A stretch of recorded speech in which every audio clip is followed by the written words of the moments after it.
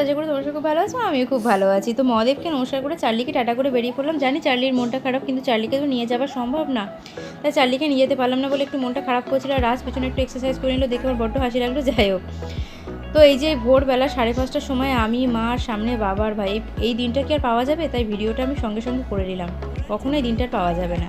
তো যাই হোক, ওয়েদারটা এত সুন্দর ছিল, তোমাদেরকে কী বলবো, ওয়েদারটা খুবই মিষ্টি ছিল, খুবই ভালো ছিল। রাত্রিবেলা বৃষ্টি হয়েছিল, কিন্তু 5টার সময় বৃষ্টি থেমে গেছিলো, এটাই আমাদের ভাগ্য ভালো।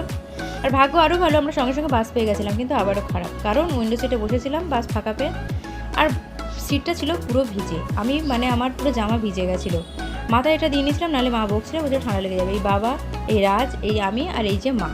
তো যাই হোক, সবাই মিলে একটা মিষ্টি স্মাইল দিয়ে দিলাম। স্মাইল দিয়ে কিন্তু আমরা আলোচনা করতে শুরু করে দিলাম, কার কটা থেকে এক্সাম, কে কোথায় কত সময় থাকবে। তো বাবার সাথে একটু আলোচনা করে নিলাম। ভাইয়ের প্রথম 11টা থেকে 12টা পর্যন্ত ছিল এক্সাম টাইম, আর আমার ছিল 1টা থেকে 2টো, আমার 12টার মধ্যে পৌঁছাতেই হবে। তো আমি, মা